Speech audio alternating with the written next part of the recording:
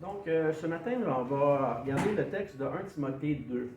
Vous vous souvenez, il y a quelques temps, en fait, l'année dernière, quand j'avais proposé qu'Éric soit nominé, en fait reconnu comme ancien, j'avais mentionné que si j'avais eu plus de temps, j'aurais aimé aborder 1 Timothée 3 en exposant ce que nous disait le chapitre 2, juste au préalable, pour qu'on puisse voir le contexte en entier.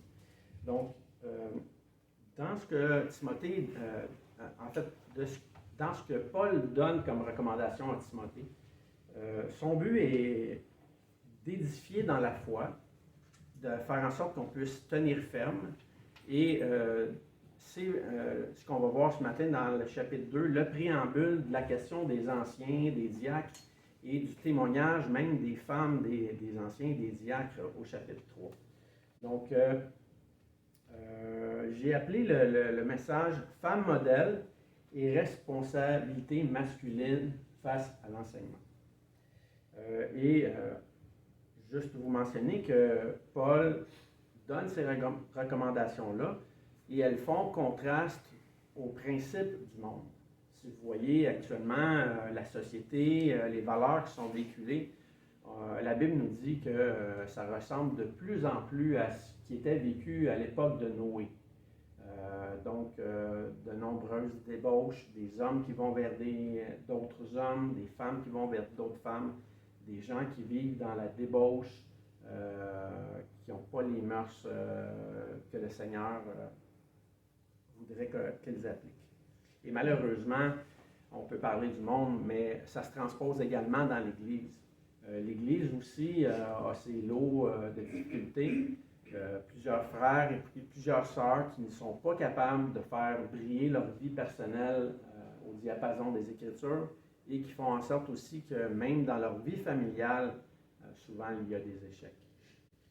Donc il faut avoir compassion et prier pour ces personnes-là. Donc je vais vous inviter à tourner en 1 Timothée 2, s'il vous plaît. On va lire le texte. Et par la suite, on va commencer avec différentes sections.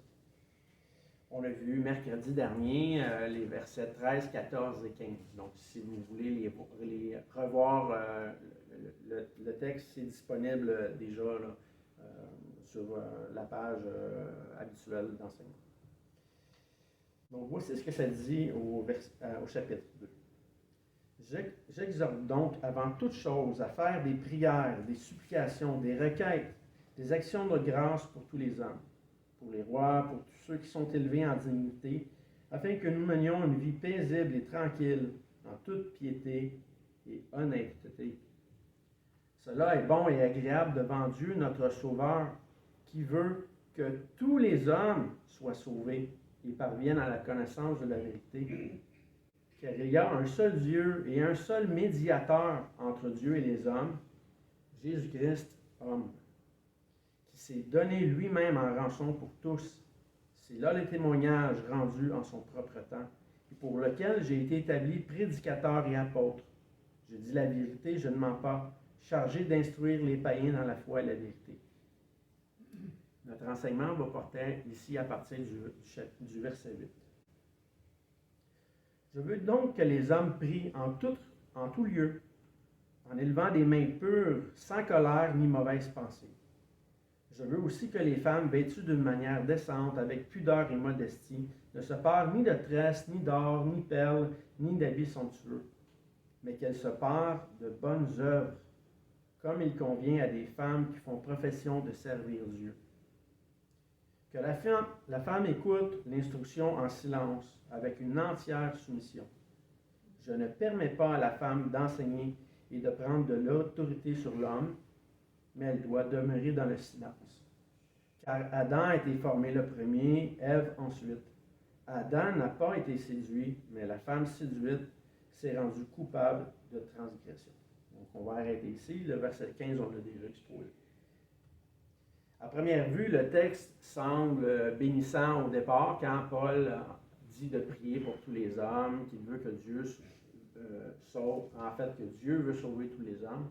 Et quand on arrive dans la portion où ça nous parle de la femme, on a l'impression que Paul est misogyne, qu'il est dur, qu'il est sexiste.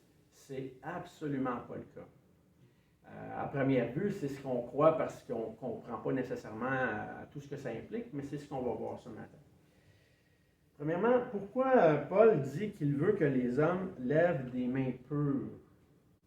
Pourquoi il vise les hommes? Est-ce que le mot homme ici vise vraiment des hommes? Ou est-ce qu'il vise le mot homme dans le sens d'humanité, de toute personne? Premièrement, il parle des hommes, mais ensuite il parle des femmes. Donc, est-ce qu'il y aurait lieu de penser que Paul parle réellement des hommes? Que les hommes doivent prendre la responsabilité d'élever des mains pures, d'avoir une bonne conduite pour que leur prière soit exaucée. Ensuite, pourquoi il parle aux femmes et il leur dit de se taire, puisqu'ailleurs, dans d'autres passages, il dit à la femme d'édifier, d'exhorter, de prophétiser, de citer les Écritures. C'est ce que ça veut dire, prophétiser. Si se taire, c'est de ne pas parler, de ne pas faire aucun bruit, ça vient déroger à ce que Paul avait déjà enseigné. Donc la question de se taire ici, ce n'est pas de réprimer la femme, de faire en sorte qu'elle ne puisse dire aucun mot. Paul met une emphase sur quelque chose de précis ici, et principalement sur la question de l'enseignement. Olivier, je vais te poser une question, puisque mercredi, tu as été un excellent auditeur. Tu m'as mentionné que mercredi, que Dieu n'avait pas blâmé Ève directement, mais il avait blâmé Adam. C'est vrai, tu m'avais mentionné ça, hein? Que oui, Ève a péché, elle est totalement responsable de sa faute, mais que Dieu tient Adam responsable de la situation. Donc, ma question, parce que j'ai fait un long préambule, quel est le premier commandement de la Bible?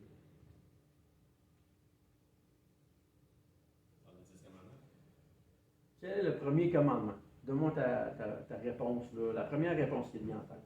Quel est le premier commandement que donne Dieu?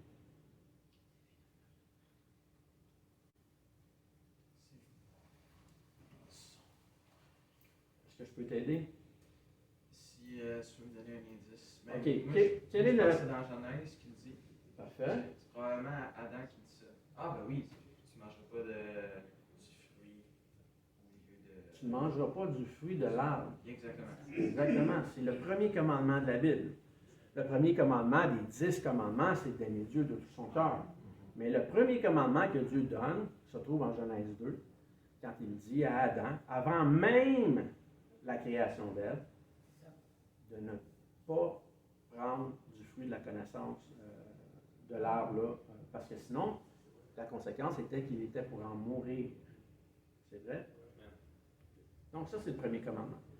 Paul, dans le texte, mentionne qu'Adam n'a pas péché le premier, mais Ève. Pourquoi au verset 14, il nous dit « Adam n'a pas été séduit, mais la femme séduite s'est rendue coupable de transgression. » Pourquoi il souligne ça? On le sait tous. Pourquoi il souligne ça?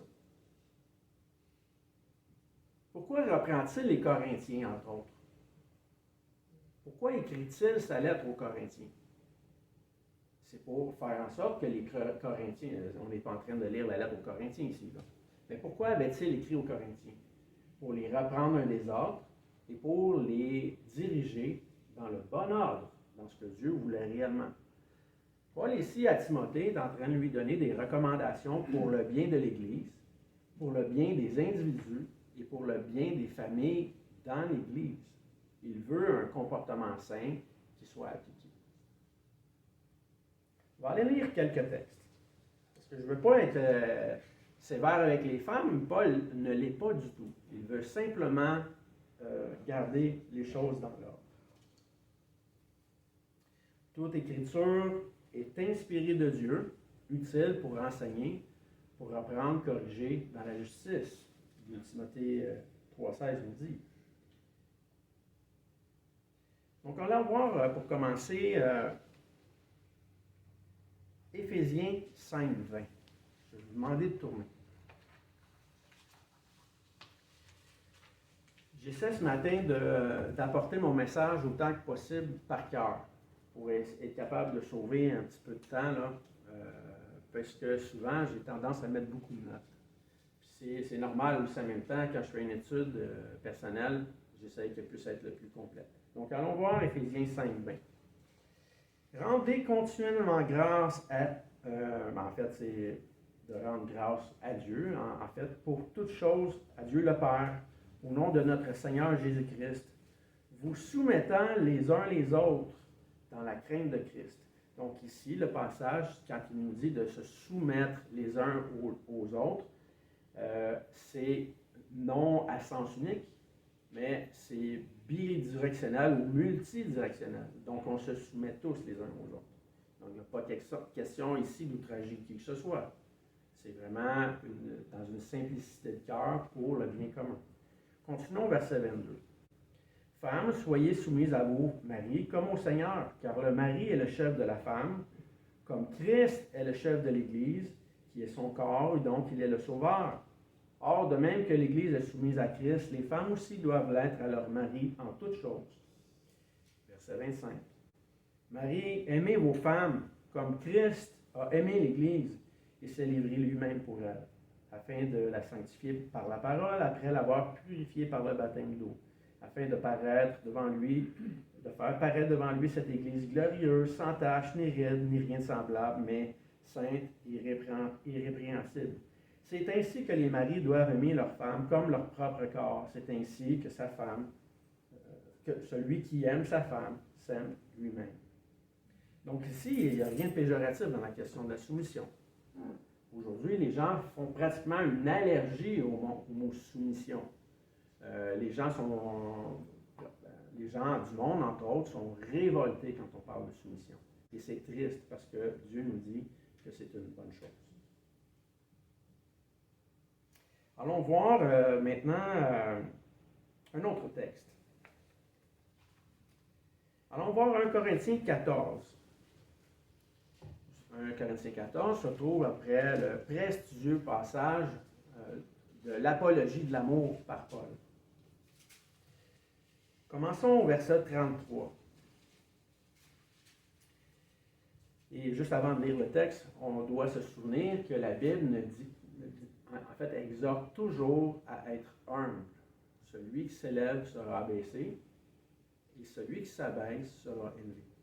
Donc, lisons le texte à partir du verset 33 dans 1 Corinthiens 14. Dieu n'est pas un Dieu de désordre, mais de paix, comme dans toutes les églises des saints. Que les femmes se taisent dans les assemblées, car il n'aurait pas permis de parler, mais qu'elles soient soumises selon ce que dit aussi la loi. Si elles veulent s'instruire sur quelque chose, qu'elles interrogent leur mari à la maison, car il est malséant à une femme de parler dans l'Église. On a mentionné tantôt que Dieu ne dit pas que la femme ne doit pas parler. Donc ici, il veut insister sur un point précis. Verset 40. Mais que tout se fasse avec bienséance et avec ordre. On a dit tantôt que Paul ne dit pas que la femme ne doit pas faire de son dans l'Église. Ce n'est pas ce qu'il enseigne. Il ne dit pas qu'elle doit se taire à tout prix. 1 Corinthiens 14, 31. Si quelqu'un peut me le lire, s'il vous plaît. Je vais demander à Marc. Marc 31 à 33, s'il te plaît. Car vous pouvez tous prophétiser successivement, afin que tous soient instruits et que tous soient exhortés. Parfait, merci. Prophétiser ici, c'est citer ce qu'on connaît des Écritures. D'accord? C'est pas inventer des nouvelles choses. C'est absolument pas ce que Paul dit. Tu peux continuer au verset 32 et 33. Les esprits des prophètes sont soumis aux prophètes. Parfait. Donc, en plein contrôle, les esprits des prophètes sont soumis aux prophètes. Donc, si vous citez les Écritures, vous devez comprendre ce que vous dites. Continue au verset 33, mon frère. Car Dieu n'est pas un Dieu de désordre, mais de paix. Comme dans toutes les églises des saints que les femmes se taisent dans les assemblées. Oui, parfait. On va arrêter ici. Donc, Paul exhorte à bien exposer les Écritures. D'accord? Ça va pour tout le monde ici? OK. Yeah. Il n'outrage personne. Il veut simplement que la parole soit bien véhiculée. Pourquoi il dit que la femme doit être soumise à l'homme? À quoi fait-il référence? Parce qu'il nous dit, j'ai incité tantôt quand je l'ai dit à 1 Corinthiens 14, 34, que c'est la loi qui dit que les femmes doivent être soumises. De quelle loi parle-t-il, Olivier? De quelle loi parle Paul? À quoi fait-il référence? Tu l'as mentionné tantôt. C'est la première loi qui a été donnée. La première loi qui a été donnée. Est-ce que la première loi qui a été donnée à Ève ou à Adam? Adam. À Adam. Donc, à qui Dieu avait donné la responsabilité d'enseigner Ève? Adam. À Adam. Donc, à quelle loi fait référence Paul ici? À la loi de la Genèse, à celle de Genèse 2. Ève n'était même pas au courant. Donc, Adam devait enseigner, devait faire connaître ce que devait dire le Seigneur. Le texte de 1 Timothée nous dit que la femme ne doit pas prendre autorité sur l'homme. Pourquoi ne doit-elle pas prendre autorité sur l'homme? Ce n'est pas moi qui invente ça, c'est Paul qui le dit. Paul, inspiré de Dieu. Pourquoi la femme ne doit pas prendre autorité sur l'homme? Parce que ce n'est pas de sa responsabilité première d'enseigner. La responsabilité d'enseigner est donnée à l'homme. Vous vous souvenez de Moïse? Moïse, Dieu lui avait donné un bâton. Il lui avait donné une verge pour se présenter devant Pharaon. Et il lui avait donné des signes aussi qui accompagnaient des miracles qui devaient venir. Et si on va voir dans Exode...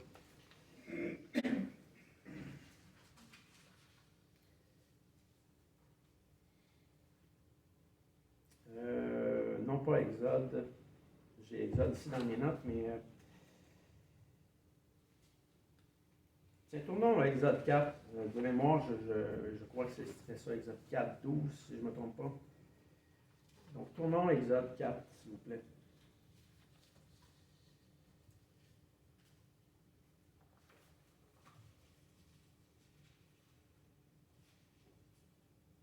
Dieu avait réellement dit à Moïse qu'il devait parler à Pharaon. Et quelle a été la réaction de Moïse? Il a dit à Dieu, Dieu, je ne suis pas capable de parler. Je ne peux pas vraiment parler. Et Dieu lui a donné Aaron pour parler au peuple. Pour parler. Donc, Moïse transmettait à Aaron le message et Aaron le transmettait au peuple. Est-ce que j'avais bien le bon passage dans Exode 4? Exode 4, 12, ça nous parle bien de Moïse? Ça nous parle de Moïse? Karine, est-ce que tu pourrais commencer, parce que je l'ai vraiment de mémoire, je ne le trouve pas dans mes notes.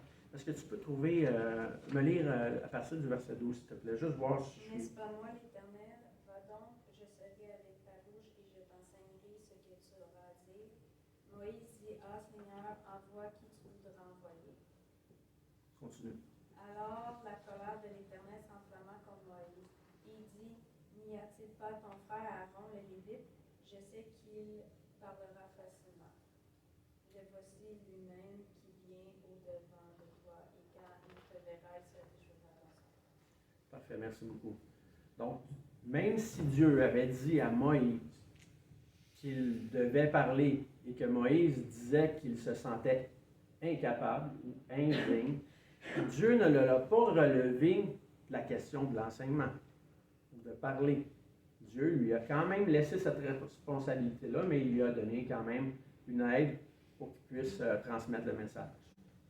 Et même quand les plaies sont arrivées, là, entre autres la dernière, si je ne me trompe pas, sur la question des fils, ce n'est pas le bâton de Moïse qui a apporté le fléau, mais c'est celui d'Aaron, si je me souviens bien, hein, Éric? OK. Je vais revenir là-dessus à un moment donné, là, je vais revérifier.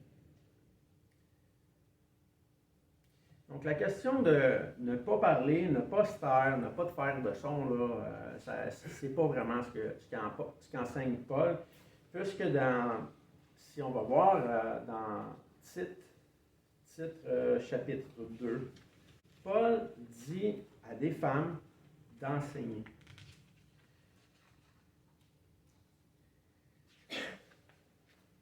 Titre 2, on va lire titre 2.2.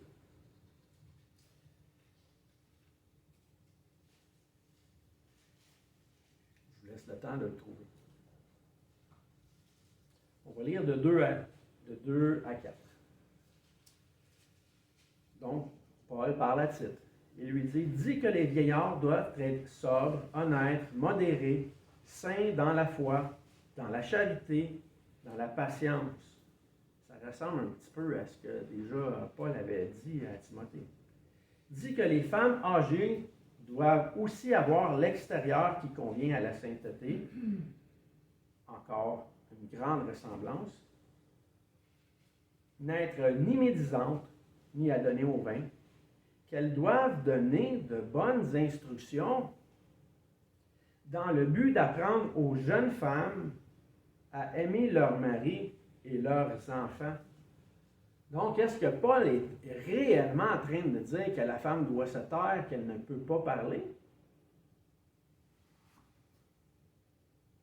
Que les femmes plus âgées, là, matures, sobres, honnêtes, doivent donner de bonnes instructions dans le but d'apprendre aux jeunes femmes à aimer leurs maris et leurs enfants. À qui Paul dit ici que la femme doit enseigner? Aux femmes? Oui, exactement. Aux jeunes femmes? Est-ce que c'est réellement ça que Paul est en train de dire? Il vise vraiment l'enseignement pour les jeunes femmes? Ouais. Donc, les femmes âgées doivent enseigner les jeunes femmes à aimer leur mari et à bien se conduire, évidemment. Donc, est-ce que la femme ne peut pas enseigner? Est-ce que la femme doit se taire?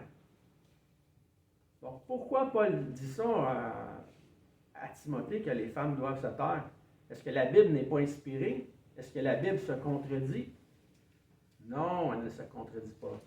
Donc, Paul est simplement ici en train de mettre en avant-plan, selon la loi créationnelle, que l'homme doit enseigner, diriger sa famille et être un modèle. C'est pour ça qu'il dit que les hommes doivent élever des mains pures. C'est pour ça qu'il remet en avant-plan la question de l'enseignement. Quel est le chapitre suivant à 1 Timothée 2? Évidemment, 1 Timothée 3. Que dit 1 Timothée 3?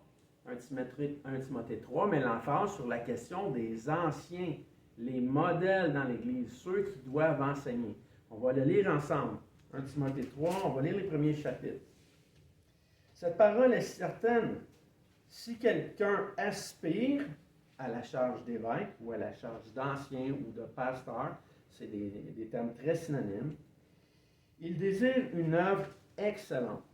Il faut donc que l'évêque soit irréprochable, mari d'une seule femme, sobre, modéré, réglé dans sa conduite, hospitalier, propre à l'enseignement. Et ça continue. Plus tard, il va nous parler des diacres, et plus tard, il va nous parler du témoignage des femmes des anciens, au verset 11. Il ne nous dit pas que les femmes doivent enseigner.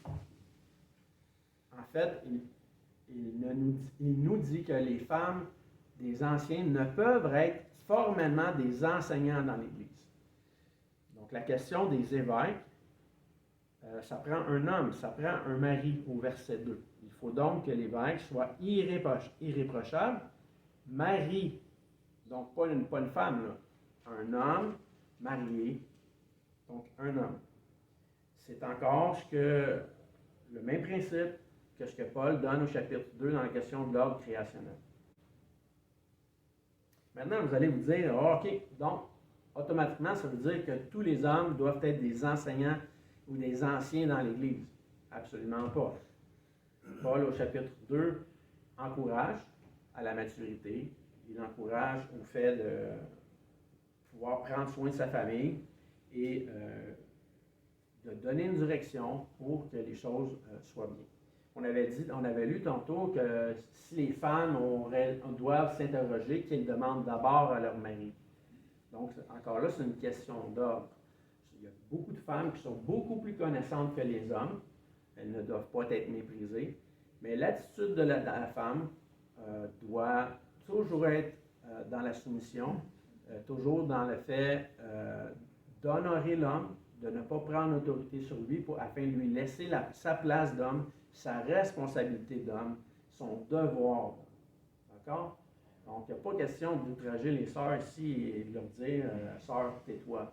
Une femme mature a absolument toute la tribune pour pouvoir parler, pour pouvoir édifier. Mais elle ne peut pas être un enseignant formellement. C'est à l'homme que Dieu donne ces responsabilités-là. Donc, si on résume un peu, la Bible nous enseigne que Dieu enseigne, même par la création. On peut lire ça dans Romains 1. Jésus enseigne et il transmet son enseignement aux 12 apôtres. C'est ce qu'on voit en Matthieu 28 qu'on a cité un petit peu plus tard. Le Saint-Esprit enseigne également par les Écritures, la prophétie. C'est ce qu'on a lu tantôt dans 1 Corinthiens.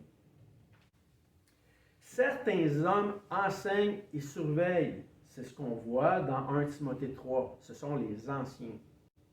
On voit ça dans 1 Pierre 5. C'est ce qu'on a déjà vu dans ce que j'avais enseigné sur la question des anciens. On peut dire aussi que certains hommes peuvent enseigner, mais n'ont pas la tâche d'être des surveillants.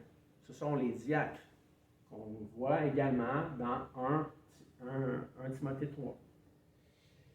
On voit que les hommes enseignent leur famille immédiate. On le voit dans le texte de 1 Timothée 2, si on prend vraiment le temps de relire comme il faut le passage, là, et on le voit déjà dans les lois qu'on a citées dans Genèse.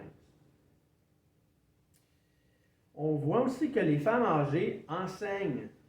Elles enseignent aux femmes, dans ce qu'on a lu dans Tite 2. Bien évidemment, elles peuvent enseigner au-delà de ça, même sans parole, en étant des modèles. On le lit dans le texte, déjà dans 1 Timothée 2. Comme c'est bénissant de voir des sœurs qui, même sans parole, sont capables de nous édifier et nous faire grandir. Parmi mes modèles, j'ai de nombreuses femmes qui sont de ce portrait-là. Je me souviens même, à un moment donné, d'avoir repris une dame que je connaissais très peu, là, au travers Facebook, au travers de mes écrits. Et je l'avais mis en garde. Je dis, sœur, faites attention, vous n'êtes pas un enseignant, donc faites attention de ne pas enseigner. Sa réponse a été exemplaire. Elle m'a dit, oui frère, vous avez raison, j'essaie de mon mieux là, de ne pas enseigner. Et dans ses écrits subséquents, j'ai vraiment vu une réception de sa part. Et ces messages, je vous le dis, là, pour moi, c'est parmi les plus bénissants que je lis. Ils sont souvent, j'ai un grand respect pour M. Charles Stanley, qui est décédé cette année, mais souvent ces messages sont supérieurs en qualité ou m'édifient davantage, même à ce que je pourrais lire de M. Stanley. Donc, elle a une attitude exemplaire et à chaque fois, elle ramène à la prophétie, aux Écritures. Elle exhorte, elle édifie et elle enseigne non pas comme un enseignant, mais directement ce que le texte fait valoir. Donc, un grand exemple. Les femmes et les hommes peuvent aussi enseigner les enfants. Si un homme se disait, moi, je ne me sens pas vraiment qualifié pour enseigner, mais la meilleure façon ou la meilleure plateforme pour commencer à enseigner, c'est certainement avec les enfants. Les rudiments, les choses de base, les choses faciles à comprendre. Donc, moi, j'ai enseigné pendant presque 15 ans aux enfants à l'école du dimanche. Pour moi, c'était très formateur et ça m'a donné beaucoup plus de leçons probablement que ce que j'ai pu en donner. Donc, les hommes et les femmes peuvent enseigner aux enfants. Tous les hommes et toutes les femmes peuvent enseigner sans parole, juste en démontrant un exemple, par des humbles actions. Tous peuvent édifier, citer les Écritures dans l'Église et même hors de l'Église locale. On peut justement partager l'Évangile, la parole, pour que tous soient sauvés. Tous sont prêtres dans l'Église. Certains font un travail convenable, d'autres négligent leurs tâches. Lisons Romains 12, s'il vous plaît. Allons voir Romains 12, 6.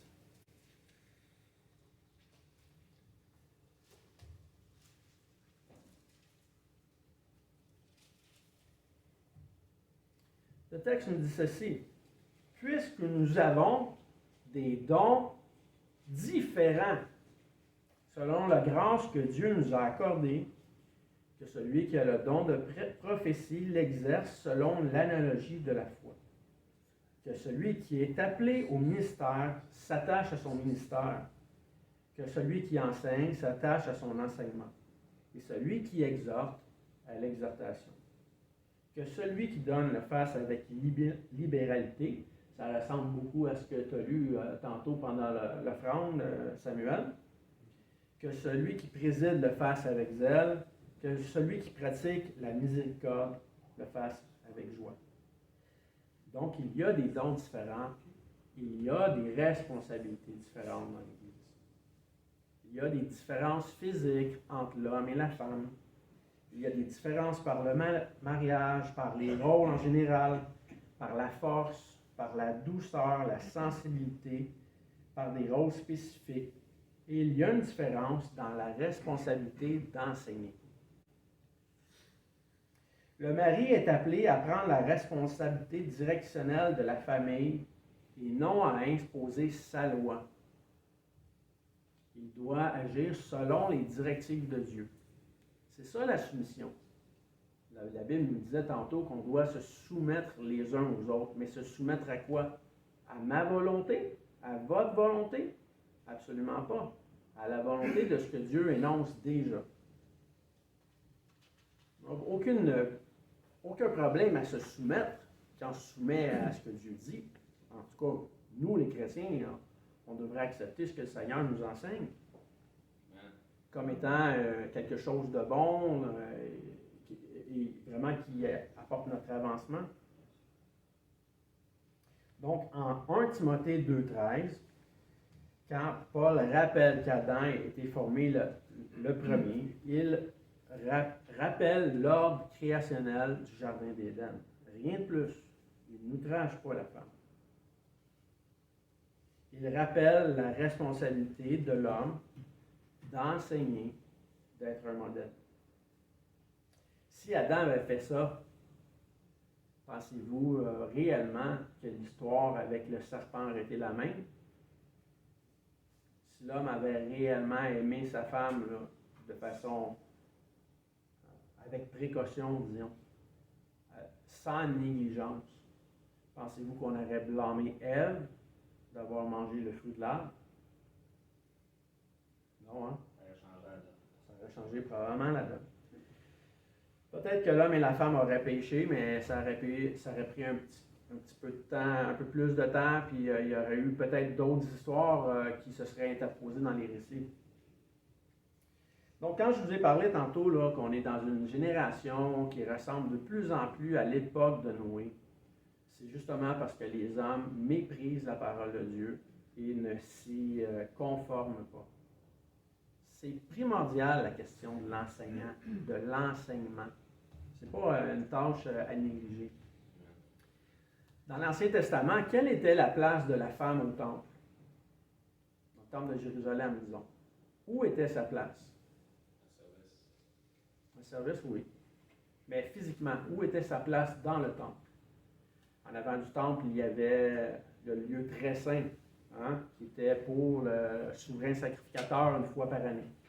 Ensuite, il y avait le lieu saint. Le lieu saint était pour qui? Pardon? Les Lévites, exactement, les prêtres. Est-ce que tous les hommes avaient accès au lieu saint ou au lieu très saint? Absolument pas. Juste les hommes que Dieu avait attitrés pour cette fonction-là. Ensuite, qu'y avait-il au temple? À l'extérieur du lieu saint. Bessie? Le parvis des hommes. Des hommes? Est-ce que c'est sexiste? Il n'y a encore ici, dans les 3 lieux que j'ai parlé, aucune femme. Dieu est méchant? Non, non, non. Pas méchant, il est bon. Il donne un ordre, une direction. Ensuite, et les hommes, que devaient-ils faire dans ce parvis-là? Écouter, apprendre. Hein? Et certains devaient enseigner. Mais tous ne devaient pas enseigner. Ça ressemble à ce qu'on lit dans 1 Timothée 3. Quel était l'autre lieu juste après? Ici? Le parvis des femmes et des enfants. Exactement. Et quelle était cette fonction-là, le parvis des femmes? À quoi ça servait? À écouter et à apprendre, encore une fois. Et quel était le lieu à l'extérieur de ce parvis-là? Là, on tombait à l'extérieur du temple. Quel était ce dernier lieu? Le parvis des gentils. Là où toutes les nations pouvaient venir entendre et apprendre, encore une fois, pour connaître l'Éternel et pouvoir l'honorer et le servir. Donc, est-ce que Dieu est méchant? Absolument pas. Dieu veut que tous soient sauvés et parviennent à la repentance. Il veut que tous les hommes élèvent des mains pures afin que tous connaissent son nom. Il veut que tous les femmes soient modestes, rendent un bon témoignage, honorent leur mari et puissent être heureuses. Si en tant que femme, vous ne laissez pas l'opportunité à votre mari ou à votre père ou à votre frère de pouvoir prendre sa place en tant qu'homme, comment vous pensez être heureuse dans cette relation-là? Un homme qui ne peut pas enseigner ou de qui on n'accepte pas l'enseignement ou qu'on n'évalue pas l'enseignement se sent menacé, ne peut pas prendre sa place. Et une femme qui prend la place qui ne lui revient pas ne sera jamais une femme.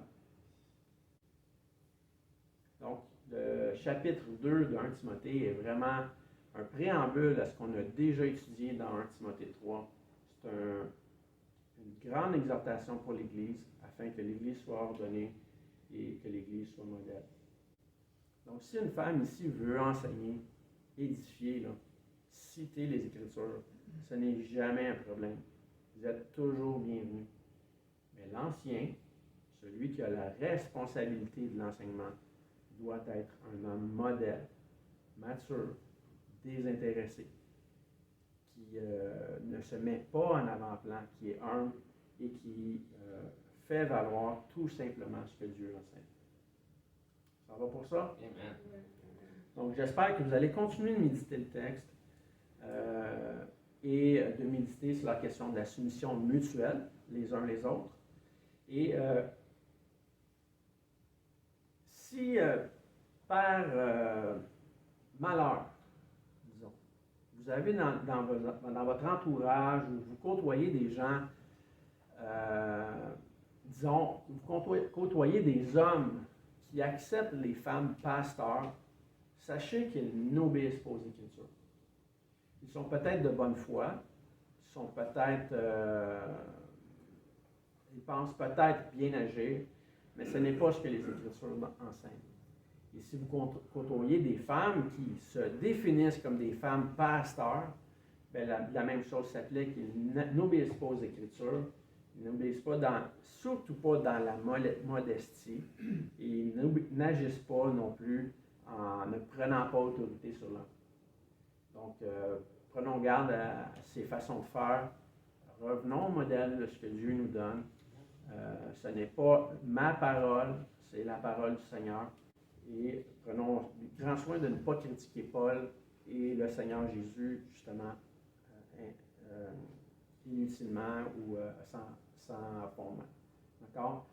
Donc, ouvrons la bouche avec pleine sagesse, en faisant connaître l'Évangile, parce que c'est ce que Dieu veut pour tout le monde. D'accord? Amen. Et essayons de toutes les façons convenables de briller dans nos familles et de rendre le saint modèle que Dieu veut pour l'Église. D'accord, je vais demander à Christophe, s'il te plaît, si tu veux prier.